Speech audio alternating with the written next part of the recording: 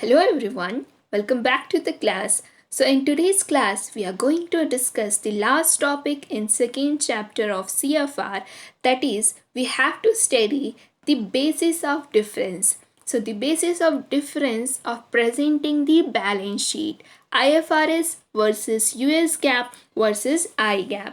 So IFRS, USGAAP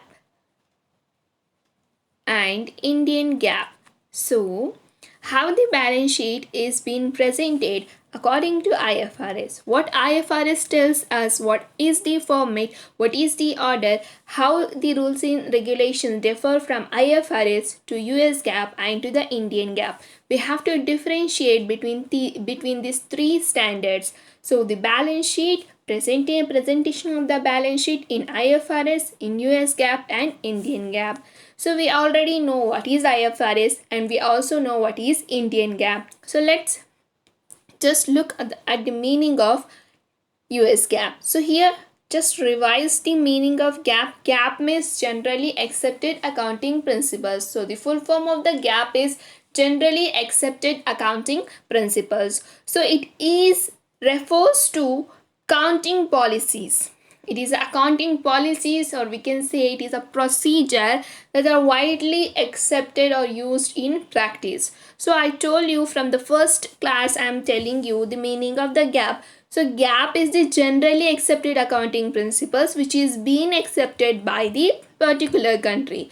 So if it is being used in India, it is called IGAAP. If it is being used in USA, it is called US GAAP. It is being used in UK, means it is called as UK GAAP. So the rules and regulations, the standard differs from one country to the another country based upon their nature, their rules and regulation, their regulation.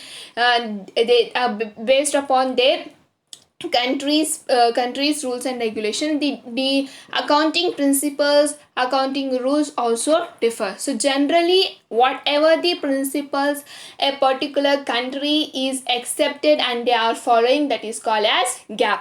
So here similarly US GAAP means these are the rules used to prepare the financial statement. For what purpose we have accepted these rules means for preparing the financial statements. For whom? For publicly traded companies and for managing the private companies in the United States. So if in the United States some particular principles is being followed for preparing the financial statements for either for the publicly traded companies or for managing the private companies, that is called as US GAAP. So let's just briefly let's see the history of the US GAAP. So this US GAAP came into existence in the year 1929. The great financial crisis happened in the year 1929. On that time the GAAP was introduced. As a result, the Committee on Accounting Procedure came into being. So this is a committee, or we can say this is an association which is responsible for framing the US GAAP principles. So Committee on Accounting Procedure, we can say CAP came into existence. Then CAP was replaced by Accounting Principal Board. Accounting Principal Board, APB, Accounting Principal Board.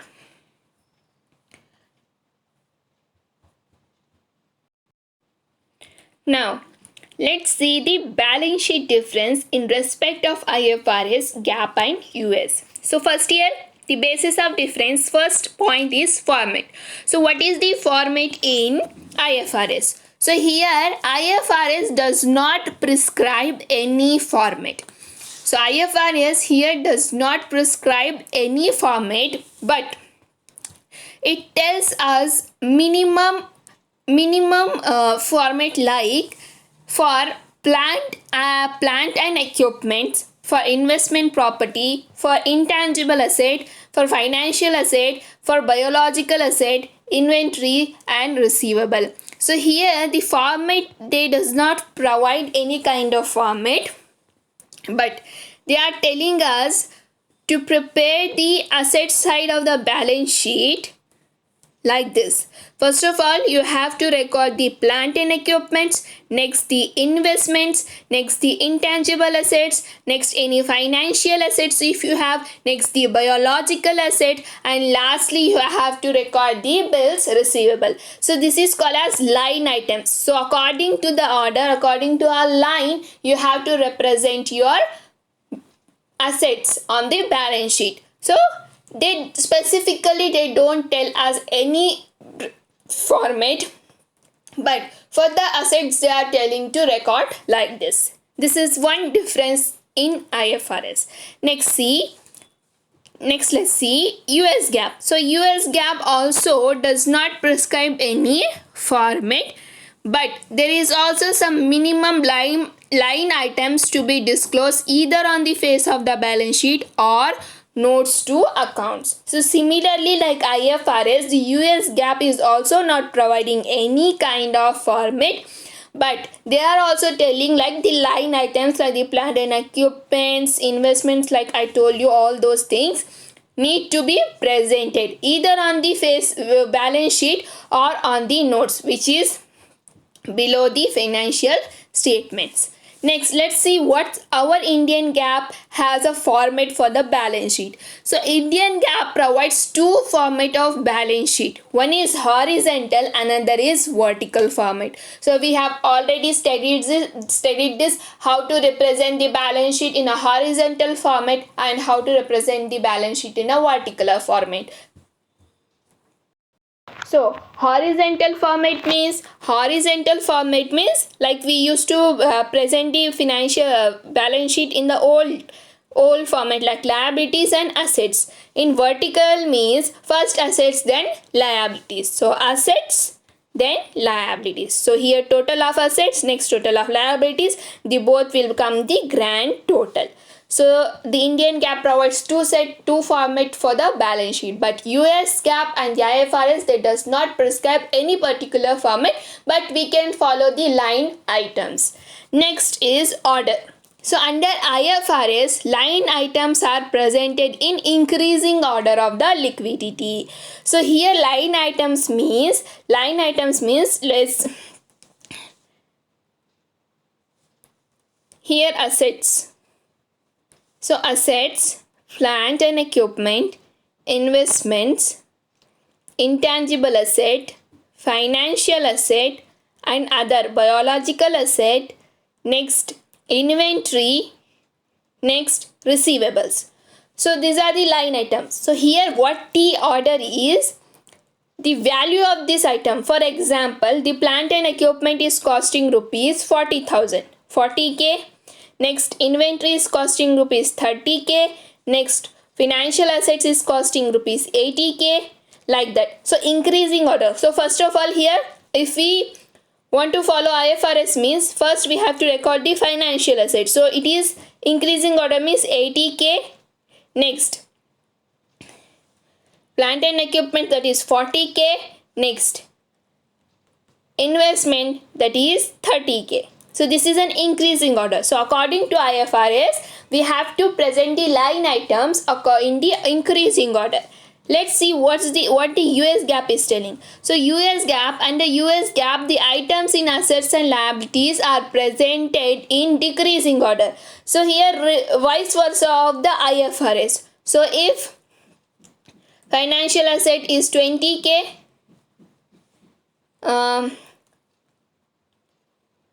plant and equipment is 30k, and receivables are 10k. So here decreasing order. First we will record the receivables, then we will record the financial assets, then we will record the plant and equipment. So in a decreasing order we have to go. Next, what is our Indian GAAP is telling? Indian GAAP line items are presented in increasing order of liquidity. So Indian GAAP here is following the IFRS. It is also telling us to record the line items in an increasing order.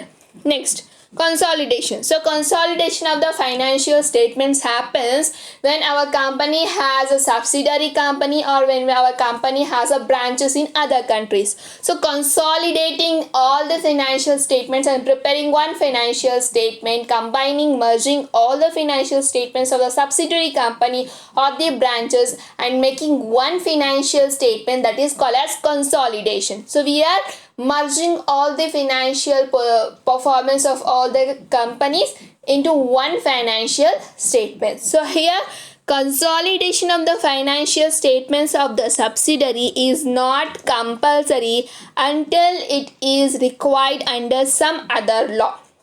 So here what IFRS is telling, it is giving independence to the law of the country. So if a law of the country is making compulsory or it is required by the law to consolidate the financial statements, then it is allowing. But on the side of the IFRS, it is not being compulsory to consolidate the financial statements of either the subsidiary companies or any branches. Next, in the US GAAP, under US GAAP, consolidation of results of consolidation of the subsidiary companies is compulsory. So under US GAAP, it has been compulsory, it has been mandatory to consolidate the financial statements. Next, in Indian GAAP, it is not mandatory for companies to prepare consolidated financial statements. However, the listed enterprise, so here the listed companies who's been listed in the stock market, they are required, they are mandatory to prepare the consolidated financial statements. Not every company is required to prepare the consolidated financial statements, but only the listed companies in the stock exchange, with the list of the listed companies who have listed their shares in the stock market, those companies only have to prepare the consolidated financial statement.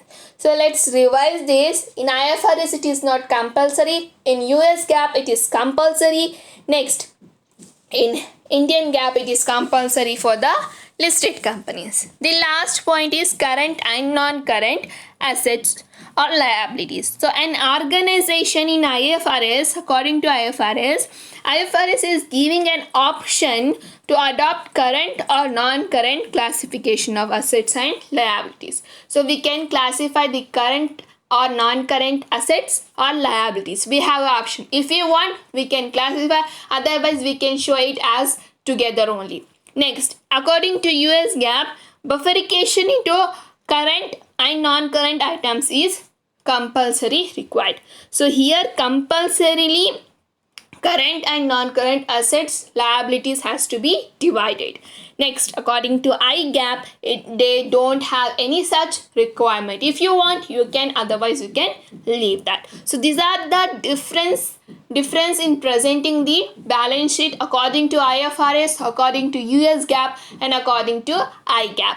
So here ends our second chapter. We have completed our 2 chapter, that is of theory. The next chapter is also of theory. The last 2 chapters might have the problems. So before starting the next chapter, I would like to have the feedback from you, as I don't want to continue the next chapter without your feedback and without knowing how much you have understood the classes. So I'll prepare a pool for your feedback. Give some time for providing the feedback, and after getting your feedbacks, if there is any kind of correction to be made or I need to improve a lot, I'll work on it and I'll shoot the other videos. So if you found this video helpful, you can subscribe to my channel, like and share to your friends. For them also it can be helpful.